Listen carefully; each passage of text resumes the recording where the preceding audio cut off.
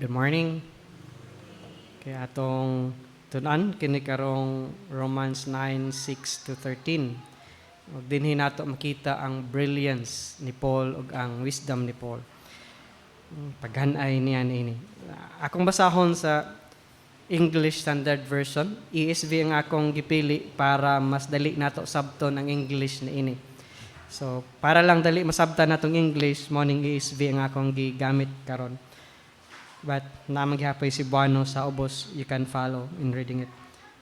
Mas makatabang manggod nato, masabtan kung lain-laing version ng atong basahon. Mas makatabang nga dali nato masabtan. So again, not all Israel is Israel. And verse 6 to 13, medyo taas-taas na siya. Ato lang paningkamutan nga matiwas. Alanganin man kung point to ta kutob. Okay, but kung basahon, but it is not as though the word of God has failed. For not all who are descended from Israel belong to Israel. And not all are children of Abraham because they are his offspring. But through Isaac shall your offspring be named.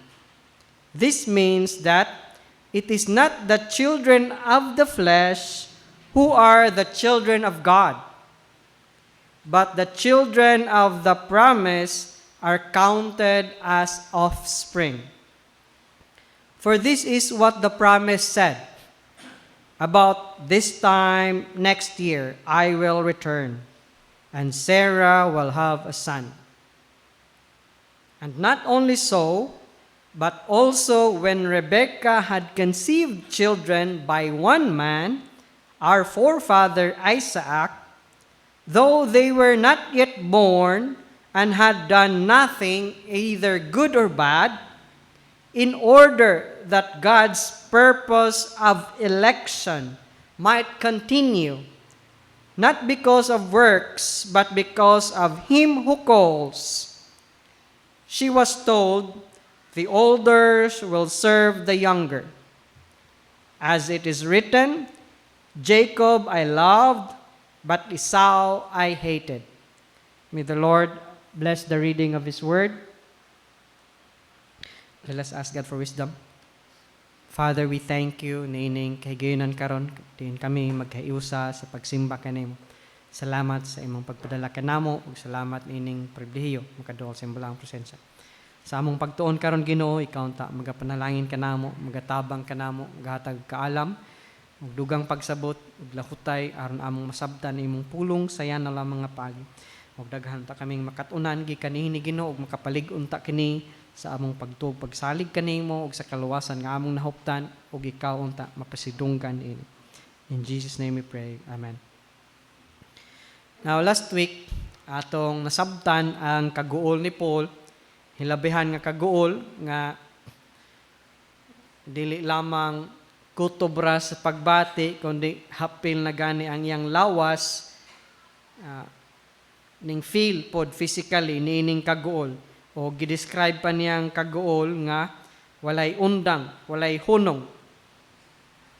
Unya, tungod niya ng iyang kaguol, willing pagay siya makat off gikan ni Kristo basta lang kay maluwas ang iyang mga kaliwat, iyang countrymen, ang mga kauban nga mga Israelinon.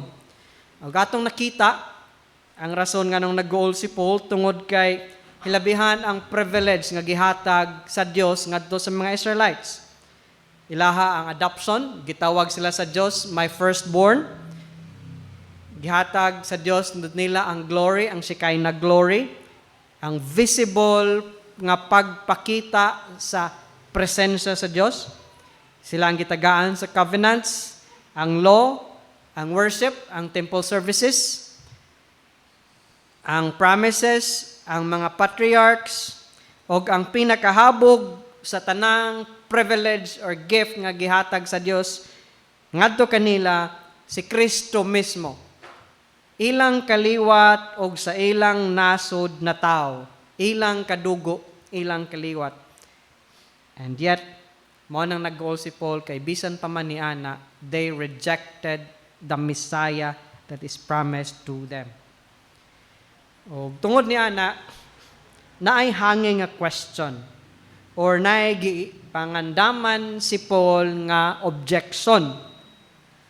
Tungod kay ning reject man ang Israel, bisan pa man sa promise sa Dios, ning reject man og wala sila maluwas nationally, di baday masaligan ang pulong sa Dios. Di ba?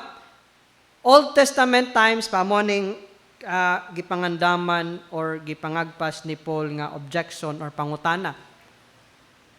Gihatagan ng Israel niining tanang mga gifts, 8.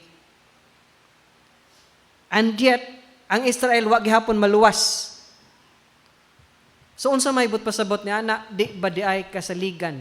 Ning fail ba di ay ang pung sa Ginoo? Kay Old Testament times pa, nagsaad ang Dios, luwason, panalanginan ang Israel. And yet they rejected the Messiah. Did God's word to Israel fail? Di man tanan, pero many og majority sa mga Jews ang nag-reject sa Messiah. Ug unsa may ikaingon ni ana sa promise sa Dios or sa pulong sa Dios? Masaligan ba ang saad sa Dios? Kung ang mga tao nga iyang gisaaran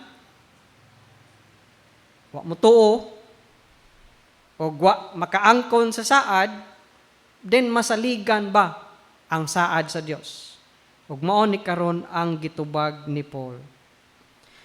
Kini nga passage nagtubag ni ana, dili lang ni abstract theological puzzle para ni Paul, most urgent pastoral questions sa iyang life ni, tungod kay kung ang pung sa Ginoo mo fail for Israel, then God's word can also fail for anyone else. Kung ang Israel nga iyang special nga pinangga, ang iyang promise ning fail ngadto nila, di ba how much more kana mo fail ngadto sa uban? Mao ni ang ga-address din ni Paul. If the promises given to Abraham's children can crumble, then the promises given to you and me sa Romans 8, ang security, ang no condemnation, ang no separation, ang unbreakable love, then those promises, dili pod masaligan kung ning fail ngadto sa Israel. So mo nang gitubag na nga pangutana ni Paul. Iyang gipangagpas ka na nga objection or pangutana og iyang gitubag dinhi. It starts with a single sentence that everything else na ining a passage nag-exist para i-explain. Maning pangutana, is it not as though the word of God has failed? Nagweep si Paul. Maani ang privileges sa Israel mo nang nagweep siya. Di ba di ay ning fail ang pung sa Ginoo ngadto sa Israel? Ug ang paghanay sa tubag ni Paul, surprising.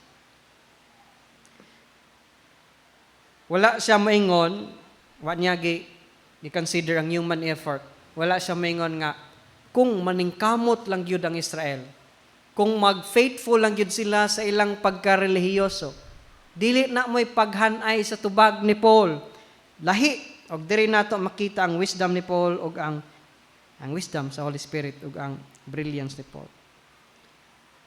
He goes all the way back before pagani na ay nasod nga Israel.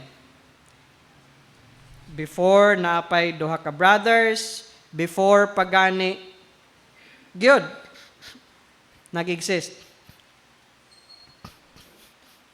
O gipakita niya nga it's God's sovereign choice. Nga ang pagpili sa Ginoo wala makadepende sa human achievement, sa human effort.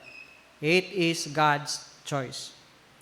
O Morning, bugat-bugat kining atong passage karon og mga following verses. Kay mag-touch man ta og election o ang sovereignty sa Dios on what it truly means also to belong to His people. Tingali maglisod ta diini, but kung matarong lang nighandle kini nga passage dinhi og sa mga following passages pa, ma-end ni in worship, not in despair. Di taangay mahadlok, makangutana, gipili ba ko sa Ginoo. Kung masabtan lang ni natog tarong, kung masakto lang nighandle, ma-end yun ni worship. So atong sugdan. Before that, thesis na naman sa program ninyo, no, hasta ang points, but ako lang i-project. Muna yung atong thesis sa sermon ug sa passage. God's word has never failed, for His saving purposes have always been for the children of promise, chosen by His sovereign grace rather than human descent. Descent, this is lineage, kaliwat. Dili pinagi sa kaliwat, kundi iyang grace, dili pod effort. So, mo na ang atong hanay sa message. So, sugdan nato una. Ang unang tubag ni Paul, direct nga tubag sa objection, tungod kay naamay objection. God's word has not failed. Sa verse 6, atong gibase. But it is not as though the word of God has failed. So, nag-open si Paul niini nga denial. Sa impeachment pa, specific o general denial. So, nag-deny si Paul, wala mo fail ang pung sa Ginoo. Kung nag-deny si Paul, response gyud na sa usa ka objection or sa pangutana. Ug unsa may iyang gi-deny, he is answering sa objection sa iyang kaugalingong grief sa verse 1 to 5. Ang nakaprovoke sa iyang grief sa verse 1 to 5. Kung ang Israel, chosen people of God, covenant people, o maoy nagdawat sa hilabihan nga privilege o gifts nga gikan sa Dios, nga gani ang ilang kaugalingong Misaya, ilang kaliwat, unya ilang gi-reject, mura man og ning fail ang pung sa Ginoo. Pero ang tubag din ni Paul, it is not as though the word of God has failed. Sa Greek kanang word nga failed, nabang fallen out, nahagbong. Picture na murabag buwak nga nalaos, nahagbong sa iyang stem, or murabag sheep nga nasangad, nga wa na ka-function sa iyang purpose. Ug mao ni ang pagtubag ni Paul. Dili gayod wala na mo function o wala na purpose or wala na mo work o wala na gahom or wala na gyud ang pung sa Ginoo. Nahagbong na. No. It has not. Mo na ang tubag ni Paul. Now, nganong importante maniniyang gitubag og tubagon og yang gihanay og dili lang kini nga passage ang tubag ni Paul, ang whole chapter 9. Og dili lang pod ang whole chapter 9, hasta ang chapter 10 og ang chapter 11, maoy tubag ni Paul ni ining pangutanaha. Og ngano man nagtake siya great time og space og energy sa pagtubag niini. Tungod kay ang Dios naman, ang kinaiya naman sa Dios, maoy gi-question. Maoy on trial. Kung ang Dios naghimog saad ngadto ni Abraham o ngadto sa Israel, unya kung kanang saad wala mo materialize tungod kay ang Israel as a nation wala mo tuo og ning reject sa saad og sa Dios or sa Messiah, then dili kasaligan ang Dios kung wala mo materialize ang iyang saad. Tungod kay ning reject ang mga tao sa saad. Can you see the point? Kung ang saad sa Dios wala ma-fulfilled, kay ang iyang gisaaran ning reject, wa mo tuo sa Messiah, so wa ma-materialize ang saad, wala ma-fulfill ang saad, then nag-question na karon sa kinaiya sa Dios. Kung nay ni-reject sa saad sa Dios, so dili day kasaligan, kay nag-agad man sa mga tao ang fulfillment sa saad. So kung kita pod gisaaran sa Dios, I will never leave you nor forsake you. Nya kung magpadayon tag pabadlong, mo fail day na. Mo fail baday ang pulong sa Dios. Mooning nagtake og great effort, time, space si Paul. Chapter 9, chapter 10, chapter 11 to answer that question with regards to Israel. God's promise to Israel. O karon sugdan lang nato verse 6 to verse 13. Ug ang tubag ni Paul, wala mo fail. Kay wala mag-agad sa tao ang fulfillment sa promise. Ug ipakita na karon ni Paul nga ang promise sa Dios wala mag-agad sa tao, wala mag-agad sa kaliwat.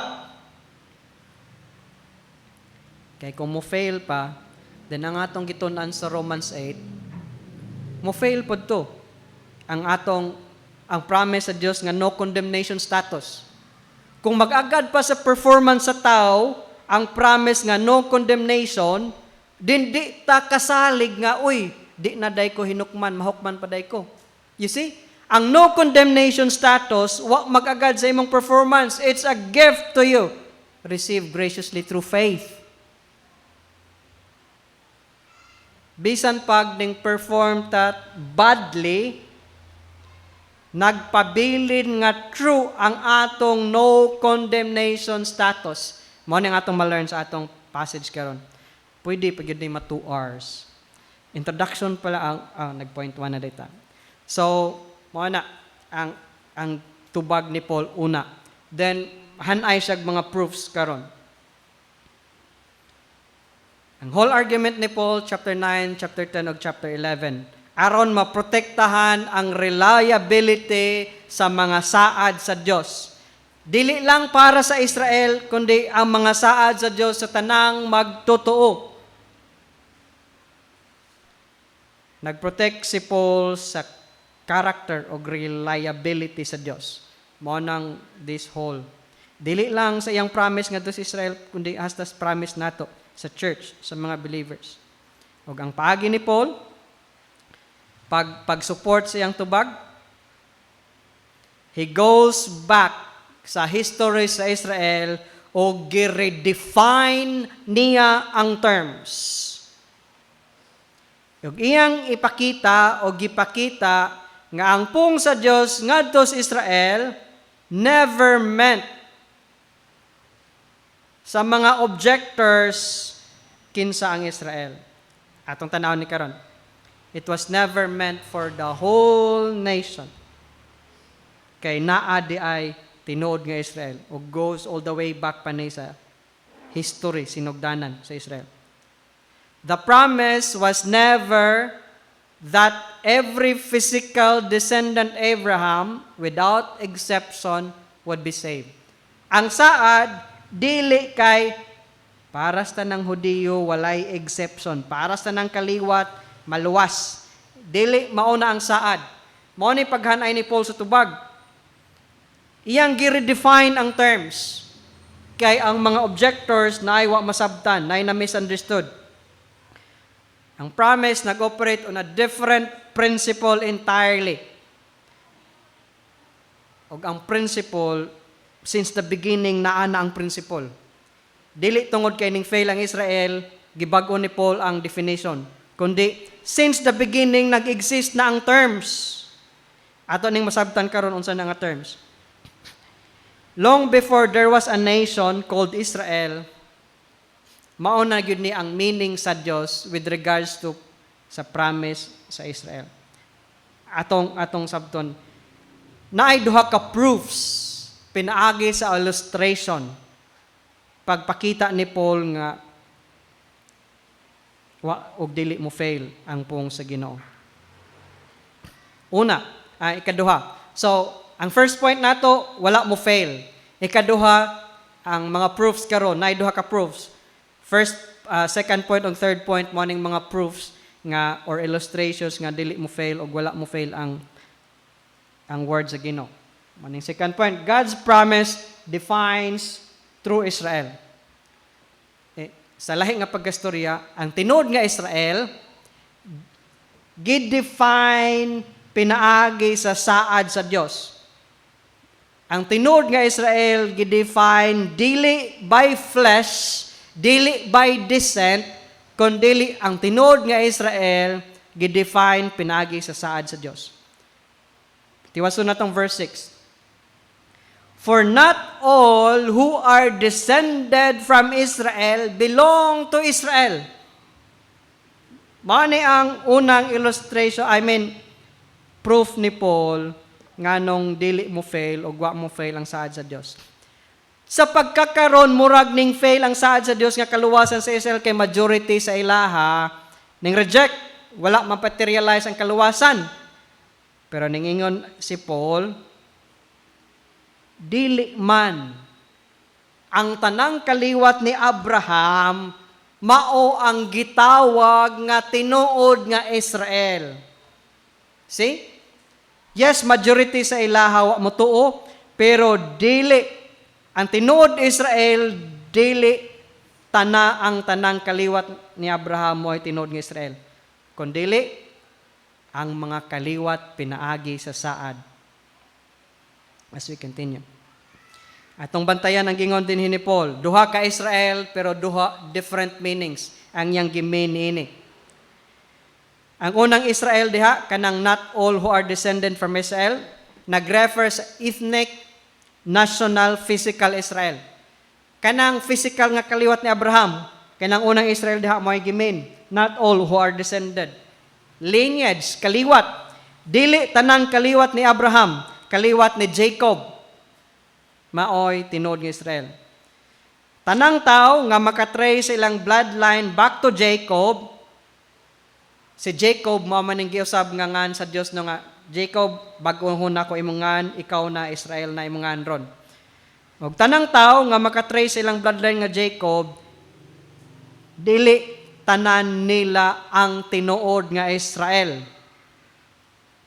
Ang Israel, ang second Israel diha, nag-refer to something else. Ang tinuod nga spiritual Israel. Mao nang second Israel diha. Israel within physical Israel. Si Paul nag-ingon nga naay kalahian between the nation as a whole ug ang tinuod nga mga tao sa Dios within that nation. See? Naghimog distinction si Paul sa Israel. Ningon si Paul nga sa tibuok nasod sa Israel, naay pipila lang nga tinuod yun nga mga tao sa Dios, nga gipili sa Dios, nga tinuod nga Israel. Dili ang tanang nasod o tanang kaliwat ni Jacob, Israel, kundi within that, naay tinuod. Not all.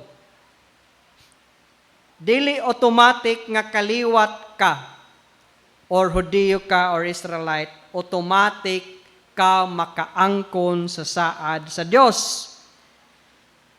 Og kini nga idea dili ni bag-o. Dili ni gi-come up lang nga idea ni Paul para ma-rescue ang character sa Dios. Panahon pa sa Old Testament gipakita ni Paul nag-exist na ni nga principle, nag-exist na ni nga idea. Kay nomdom mga prophets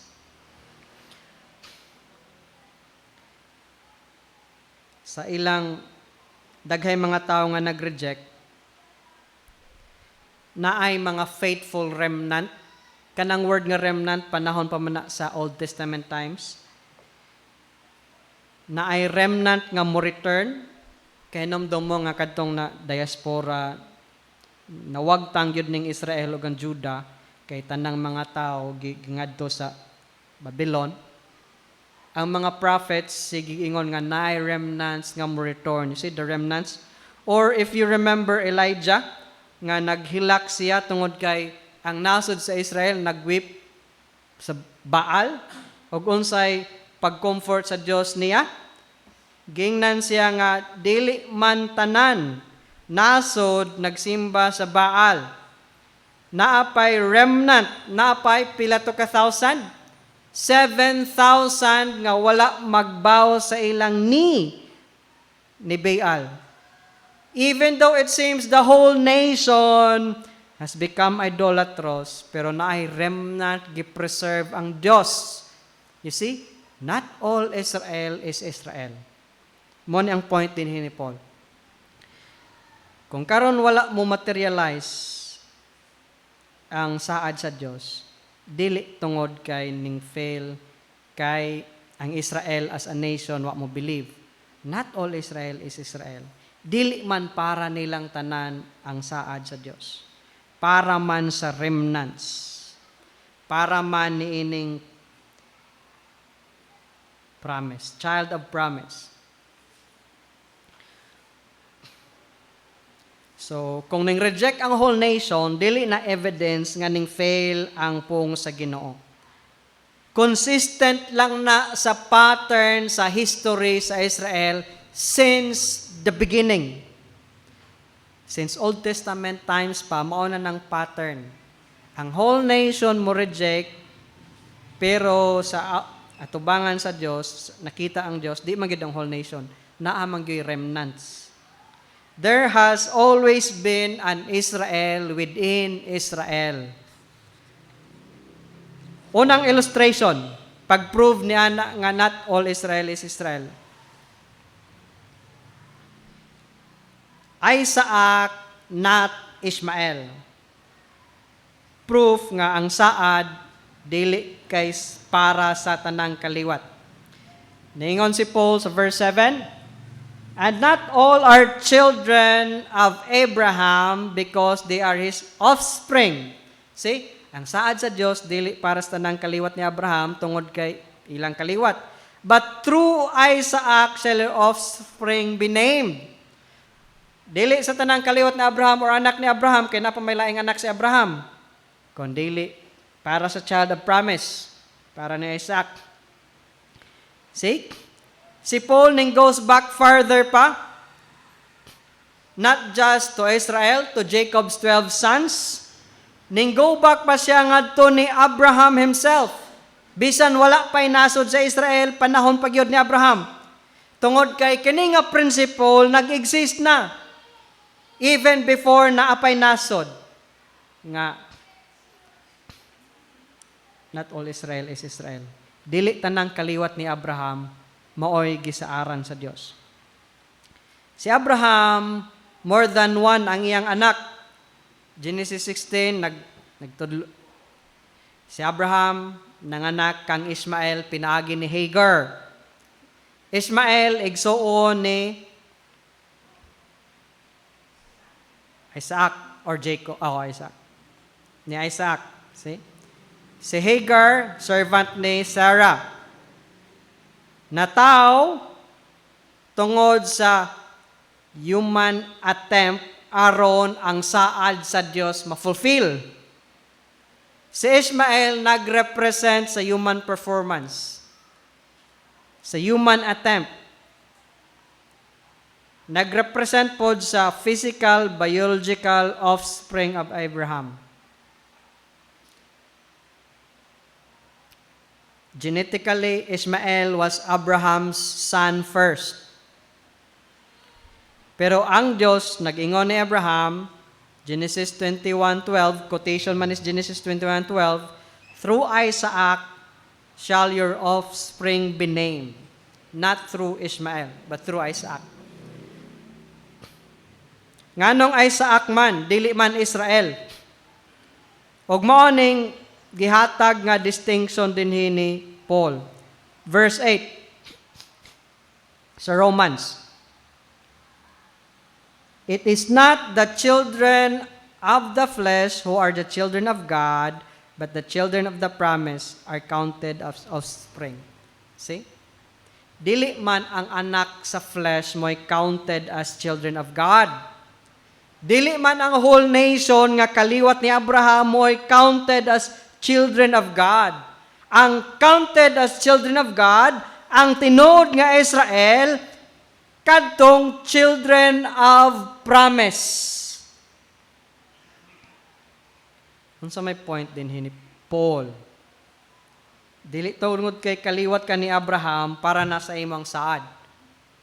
Maunang wala mo fail ang pung sa Ginoo kay dili man tanang kaliwat ni Abraham para sa ila ang saad. Ang promise man, ang ning believe sa promise by faith. Mauto ang gisaaran sa Dios diha kanila ma-fulfill ang pung sa Dios. Dili man the nation as a whole tungod kay kaliwat sila ni Abraham. Naay promise. Naay mga tao nga ning believe sa promise. Sila ang counted as offspring. Sila ang counted as children of Abraham. So, do you get it now? Pag-illustrate, gigamit niya si Ishmael o si Isaac. Si Ishmael, human effort, nag-represent sa human effort, human performance. Or, maangko nako ang saad sa Dios kung perform ko. Ningon ang Dios, dili ingon ana, maangko nimo ang saad sa Dios or dili singlanang paagi ma-fulfill ang saad sa Dios. Never sa performance. Kay promise. Ang children of God naay promise, gi-believe ang promise, mo na'y counted as children of Abraham. Og naay gi-preserve ang Dios nga mga remnants within the nation nga mo believe og nag-believe niya nga promise. Og sa ilaha fulfill ang saad sa Dios. So mo nang wala mo fail ang saad sa Dios. You see, dili human performance. Isaac, dili moabot sa kalibutan physically. Ang existence ni Isaac, impossible naturally. Tiguang na si Abraham, o niya si Sarah, barren, walay anak, sukad pas pagkabatan-on nila, wa gyud ka anak silang Abraham.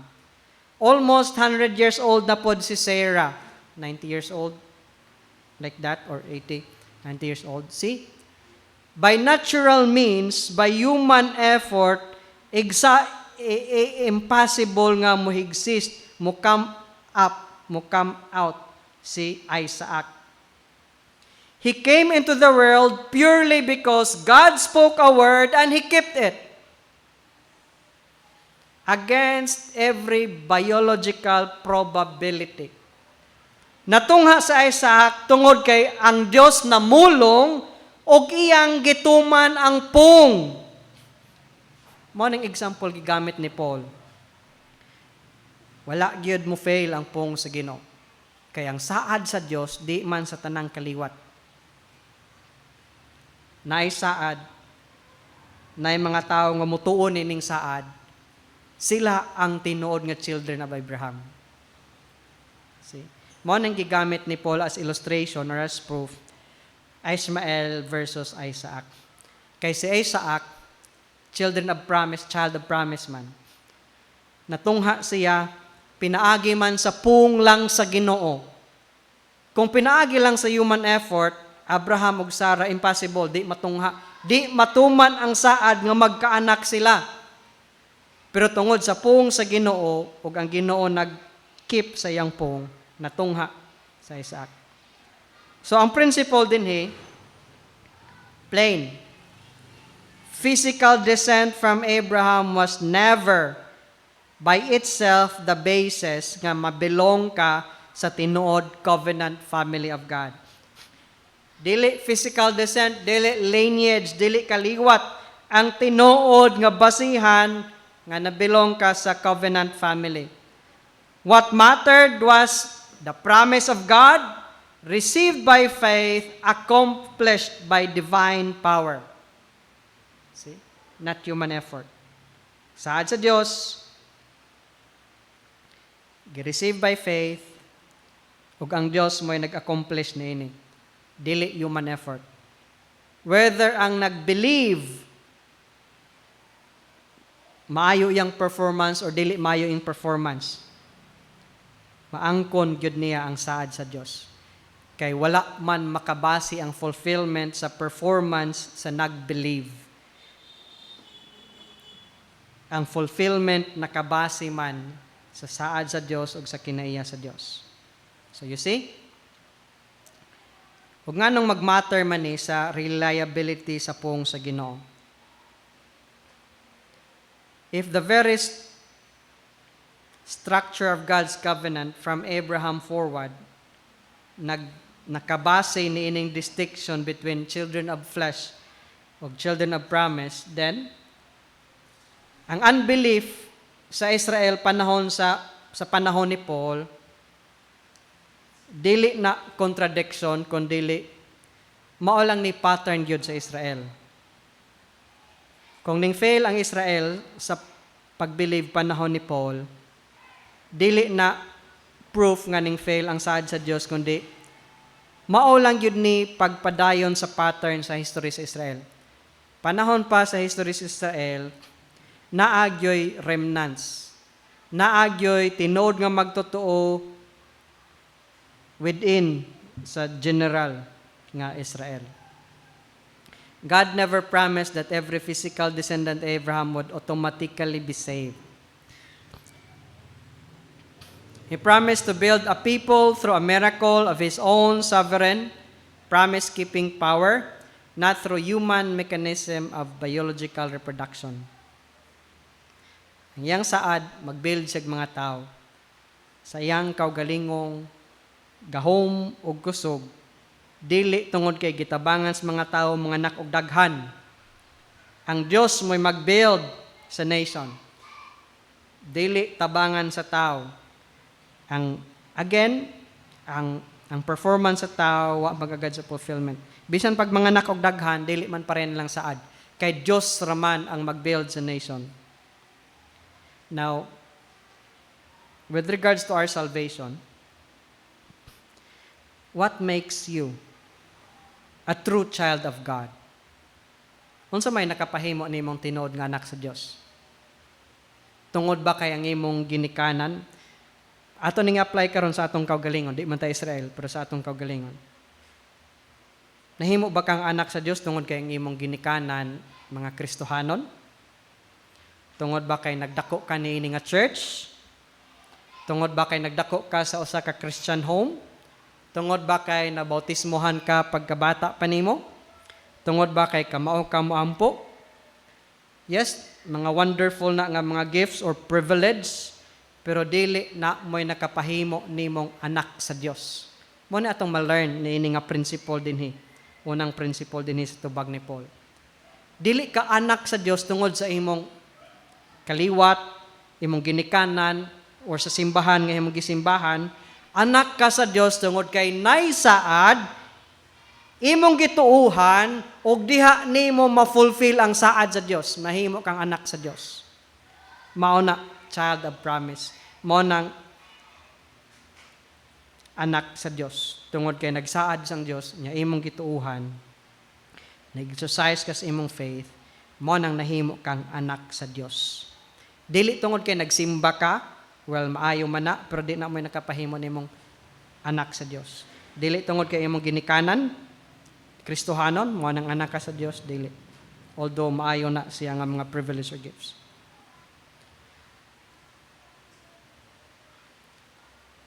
So, kung ikaw po dili pa Kristohanon, atong sabton nga wa manginahanglan og sakto nga bloodline para ka mahimong Kristohanon or luwas. Wala ka manginahanglan sa DNA ni Abraham para maluwas ka. Ang imong gikinahanglan, masama ni Isaac, saad sa Dios, dawaton pinaagis pagtuo. Kana, ug ang saad sa Dios, iyan ang magihatag. I will give you rest. Kaluwasan, if you believe in Him, will not perish, but have everlasting life. Naa ng saad. Ang imo na lang buhaton, receive it by faith. Ug ma-fulfill ng saad sa imong kinabuhi. Kaya ang saad sa Dios para ras children of promise. Dili by lineage, dili by church.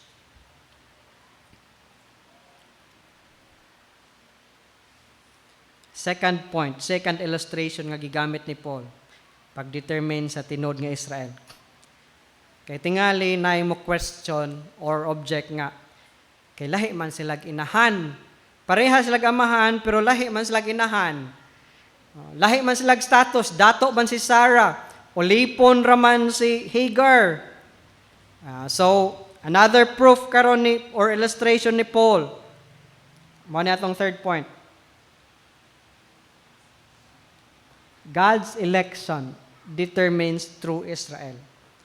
Ang tinod nga Israel nakadetermine sa choice sa Dios, dili pinaagi sa works. Manito makatan verse 10 to 11, 13, 10 to 13.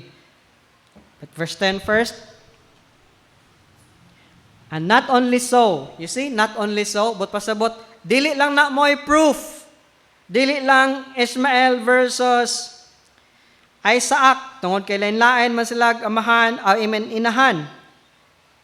But also when Rebekah had conceived children by one man o sala ang anak, ilang father Isaac, though they were not yet born and not had done nothing either good or bad.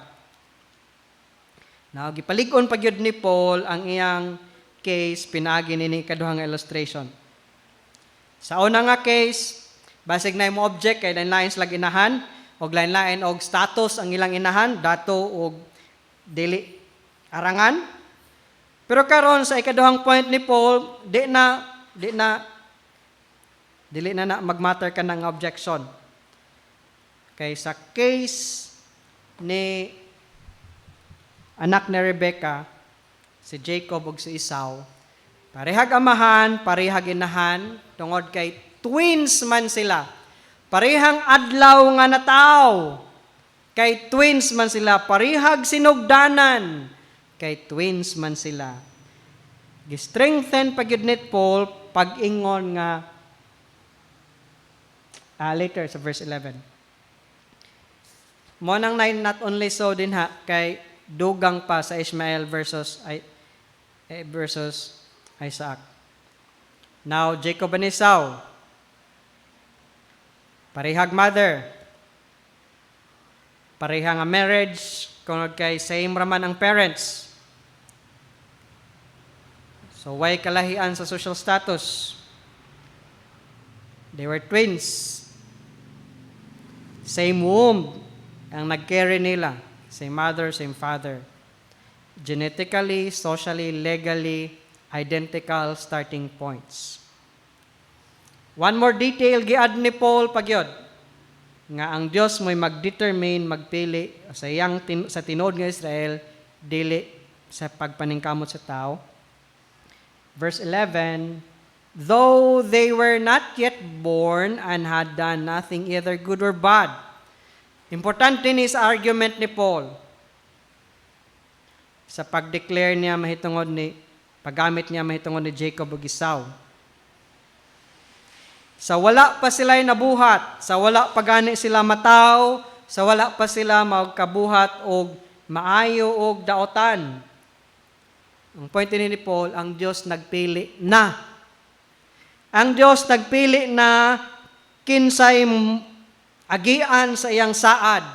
Wala pa mataw ang duha, wala pa'y gihimo silang maayo og daotan, ang Dios nagpili na kang kinsa nga bloodline matuman ang saad.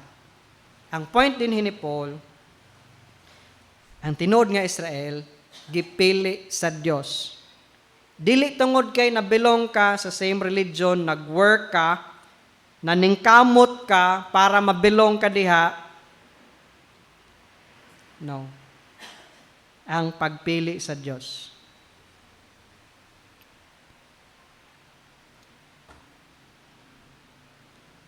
Let's just continue. Medyo dinhin na ang medyo bugat-bugat. Ato lang paningkamutan masabtan. Let's just continue.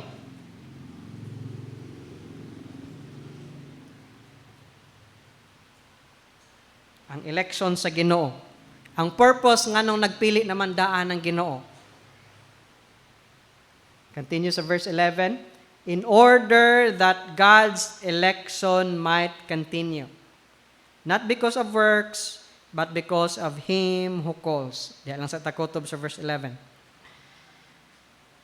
Gistate din ni Paul ang iyang point directly. Para na'y maglibog pa. God's purpose of election. Election? I mean purpose, prothesis. A setting forth, a purpose determined beforehand. Ang purpose nga iya nang gihimo sa wa pa mahitabo. Nagpurpose, nagpurpose ang Dios sa wa pa mataw si Jacob ug si Esau. Election, word election, ekloge, selecting out, choosing. Together, God's determined plan of choosing. In order that, ang reason, before pa nataw ang duha, naanay purpose giandam ang Dios. Og nakapili na siyang daan kang kinsa ning purpose ihatag. Ang point lang din ni Paul, ang tinod nga Israel, ang Dios may nagpili. Election, si election, morning nakabugat ni dinhi.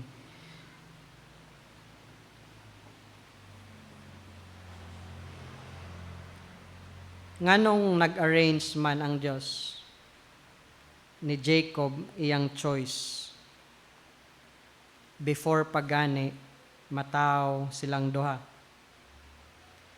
Ngano man nga ang Dios nagset na sa iyang purpose ug nagpili na siyang daan para kang kinsa ning purpose nga wa pagani mataw si Jacob ug si Esau. Nagingon ang Dios, na nakoy purpose ug nagpili nako para ni kang Jacob nga purpose. Wa pagay mataw si Jacob ug Esau. Ngano man? Kay para maklaro nato nga gikan sa Dios ang purpose ug wala makabase sa performance sa tao.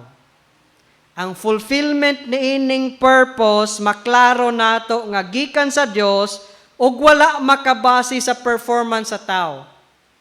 Mo-fail man ang tao, pero ang Dios nagset sa purpose matuman gyud ni anang tawhana.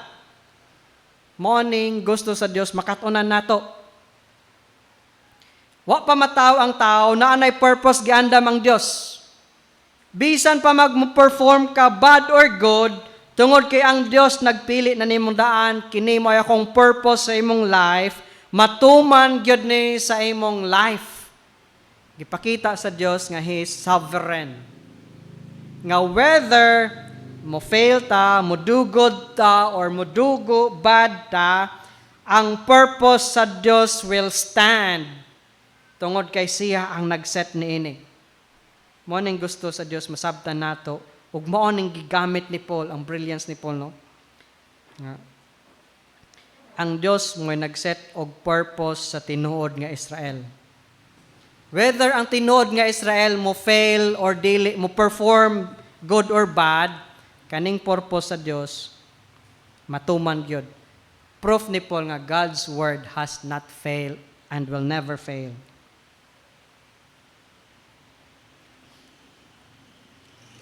Kay wala man makabase sa performance sa tao, dugang pagyod ni Paul dire, because of Him who calls, not because of works. You see? Ang purpose matuman, dili tungod kay ang tao ning perform sa work. Matuman ang purpose sa Dios tungod because of Him who calls. Matuman tungod sa Dios nga nagtawag. Matuman tungod sa Dios nga nagset ni ana nga purpose. Mo ning nakabugat nini tungod kay nagtandog naman ta sa election. The purpose in choosing one over the other.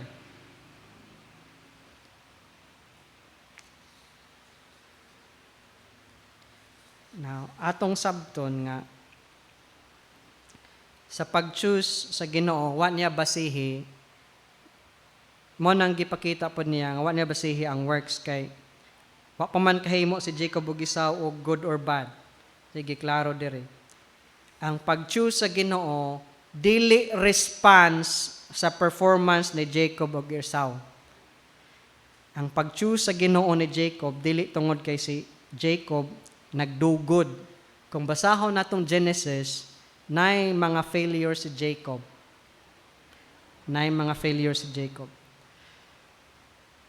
Nag-choose, gipakita lang din sa Diyos, nagpili na siyang daan, dili as a response sa gibuhat ni Esau. Wa pa gibuhat nga bad or good si Esau, gipili ng daan. So, dili tungod kay bad si Esau, good si Jacob, dili na may gibasihan sa Diyos. Pagpili niya kinsay iyang anak or tinuod nga Israel or asa padung ang saad, ang linya sa child of promise.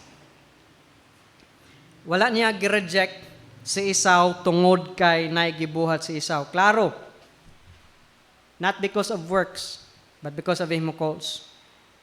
O gitawag na before pa natao og nakahimog good or bad. Now, kini nga text, mo ning gibasihan sa uban ning election nga doctrine nga grabing gidebatihan throughout church history. Whole traditions nagbuild o grabe nga mga pagtulunan gamit niini nga text. Now, di man nga simple nga question kay daghang library na build tungod lang opposing library na build o seminaries opposing na build tungod lang nining text ining doctrine of election. Ang pagpili sa Ginoo nganong gipili man yang usa wa man ang usa.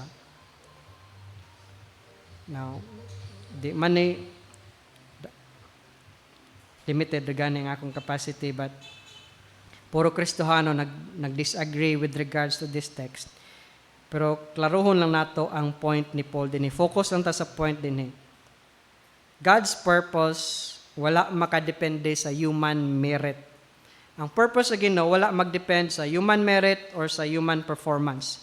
Dili sa bloodline, dili sa birth order. Dili sa na-perform nimo or wa pa nimo ma-perform. His purpose of election nakarest sa iyang kaugalingong sovereign initiative. Mo nang naidahay, him who calls. Ang pagpili sa Dios nakarest ra gyud sa iyang kaugalingong kabubuton.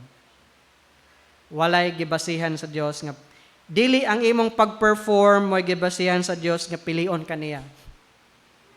Dili ang imong kaliwat, dili ang imong relihiyon, nganong gipili ka, dili tungod kay nakay gibuhat mo nang gipili ka, dili tungod kay wa kay gibuhat, wa ninimo buhata mo nang gipili ka. Ang iyang pagpili nakabase ra sa iyang kaugalingong kabubuton ug way makapangutana ni ana.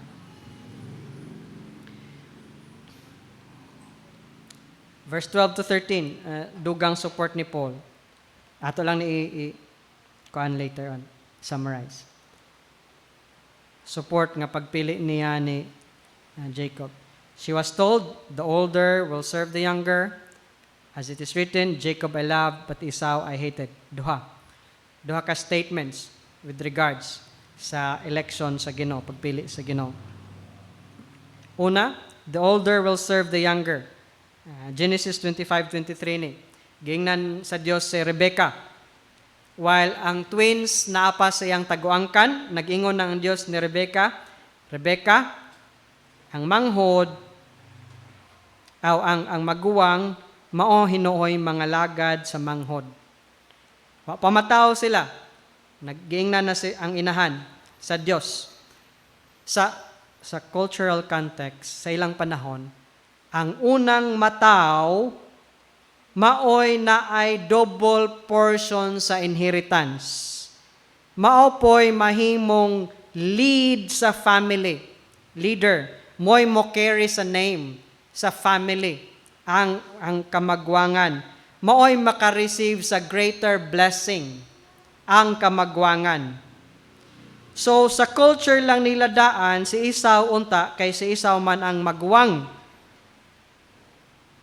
Diya sa Genesis.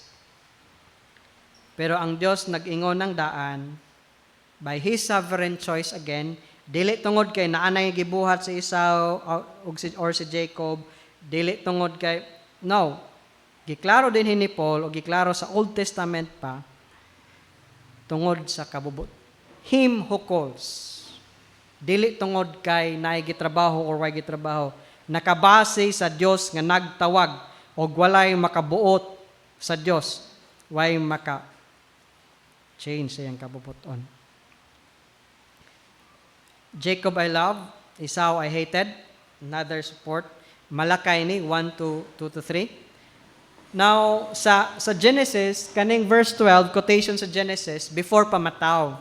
Ang Malakay, many years na after sila nataw.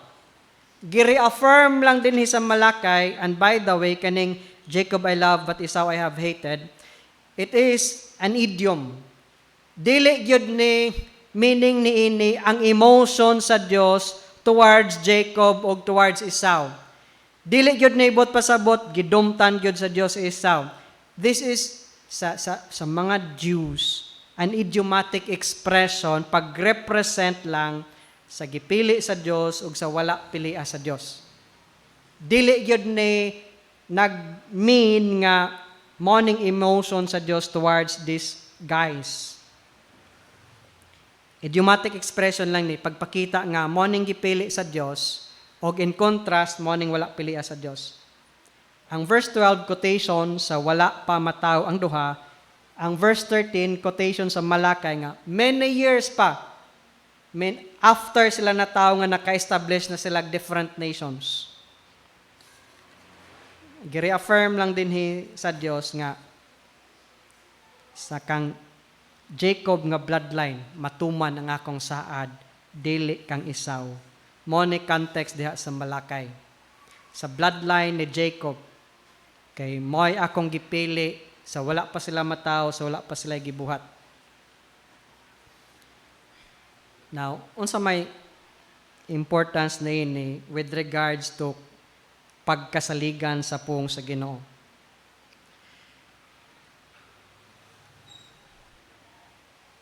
Has God's word failed because many in Israel rejected the Messiah? Step back lang ta. No, because God's word never promised salvation to every physical descendant of Abraham in the first place. From Isaac and Ishmael to Jacob and Esau, the pattern has always been the same. Ang tinuod nga mga katawhan sa Dios na determine pinagi sa iyang kabubuton nga saad ug pagtawag. Dili sa bloodline, dili sa birth order, dili sa human merit, dili sa works or performance. See? Ang saad sa Dios nakabase lang sa iyang kaugalingong saad o kaugalingong pagtuman ining saad o kaugalingong pagtawag, kaugalingong purpose. Kung baga, nakabase ra gyud sa iyang choice o tawag. This means nga, ang unbelief sa Israel panahon ni Paul, wala magpakita sa failure sa saad sa Dios. Tungod kay not all Israel is Israel man. Gipakita ni Paul nga wa pagani ang nasod sa Israel, naa na ning principle. Isaac, not Ishmael, Jacob, not Esau. See? Wala pa'y nasod sa Israel nag-exist.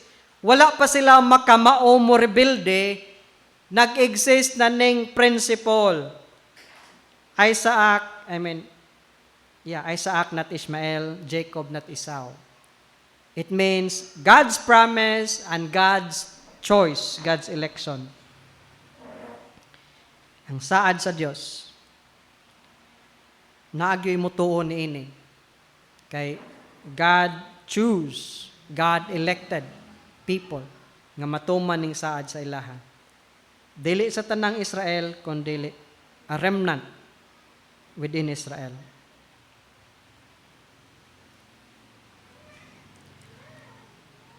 Now, kung ang pung pa sa Ginoo nakadepend pa sa human performance, then ang mga saad sa Dios di gyud masaligan. Pero tungod kay ang saad sa Dios nakadepend man sa iyang faithfulness, sa iyang kaugalingon, morning masaligan ng Dios. Kay never gyud siya ning fail sa iyang mga saad. Ang purpose sa Ginoo nakarest sa iyang kaugalingon. On Him who calls, not on the one who works. Og iyang pong dili gyud mo fail. So let's close this study. Si Paul nag-open og question, has God's word failed? Tungod kay ang nasod sa Israel na may widespread rejection sa ilang kaugalingong Messiah, na fail na ba ang saad sa Dios? Og ang iyang answer, emphatic no, dili gyud. Gi-emphasize gid ni Paul. Og ang iyang defense, nag-rest nining principle. Sugod pa sa history sa Israel, nanani nga principle. True belonging to God, wala makabase sa physical descent or human achievement. It has always been on God's sovereign promise received by faith, accomplished by His own calling power. Ang saad sa Diyos, nakabase man sa iyang sovereign promise received by faith, accomplished by His own calling power. Mao nang Isaac not Ishmael, tungod kay si Isaac, child of promise man, not a child of flesh. Mao nang Jacob not Esau, kay Jacob, chosen before birth man, before pa sila ning perform, before pa sila nagibuhat. In both cases, same principle. God's purposes advance according to His sovereign initiative, not according to human merit or lineage. Ang purpose sa Ginoo magpadayon ug nagpadayon tungod kay wa man makabase sa performance sa tao or sa credentials sa tao or sa lineage sa tao.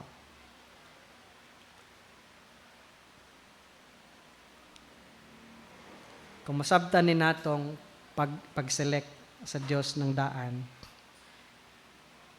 dili ni mo dili ni mo diminish sa Dios kundi mag-magnify ni ni. Kung ato ning masabtan, it means masaligan gyud ang Dios. Nay saad kung atong saligan, matuman gyud ng saad sa Dios kay wa man makabase sa atong performance ang fulfillment na ng saad. See? Kung ang saad sa Diyos that all who believe in Him will not perish but have everlasting life, ang fulfillment na wala man makabase sa atong performance. Nakabase man on the one who calls, on the one who made the promise. Mauning kung masabtan ni natong election, maka-strengthen ni sa atong pagtuo sa Diyos. Kaya ang fulfillment sa iyang saad, wa makabase nato. Nakabase sa Diyos mismo. So, daghan pa man tingali tayong mga question with regards to the doctrine of election, but it should be clear to us nga ang Diyos na isaad sa Romans 10:13.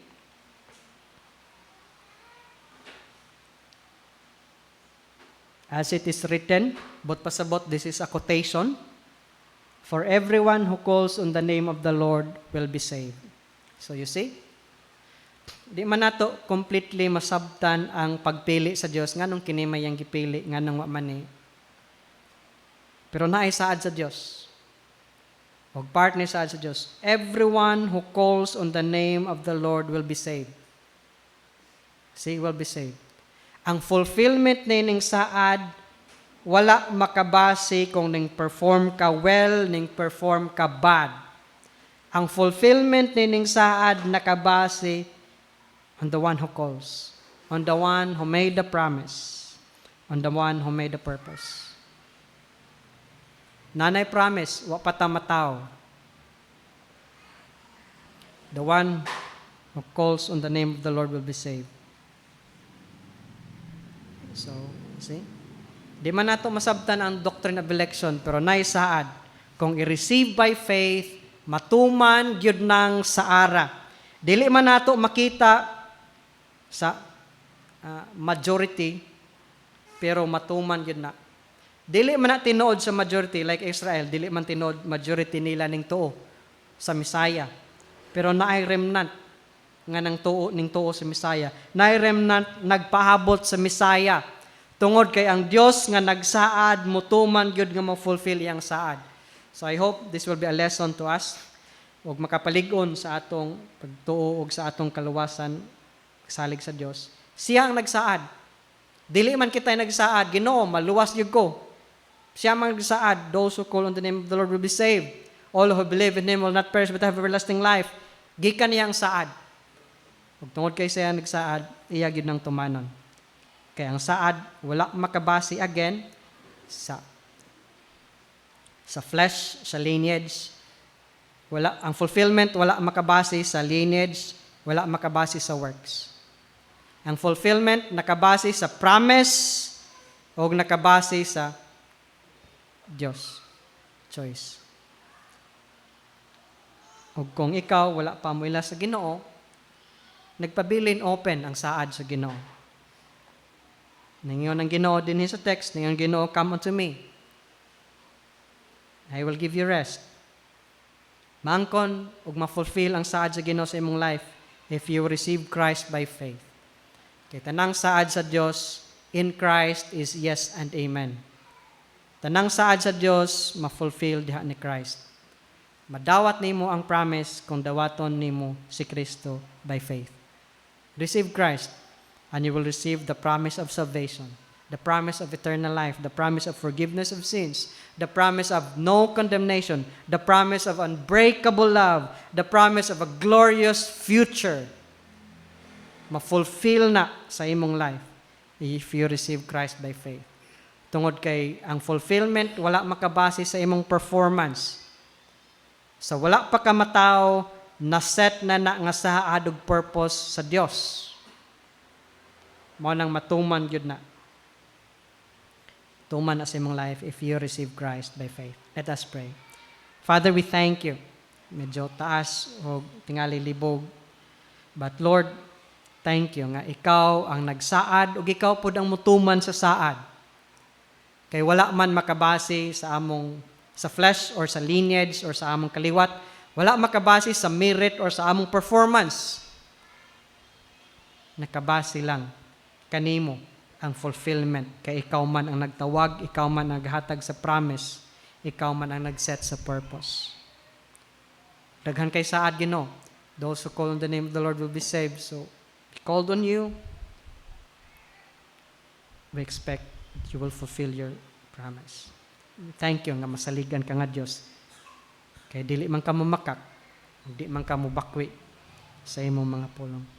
And so Lord, thank you for these words and help us to understand more nining mga passages karon ug sa unahan nga amo pang pagatun-an.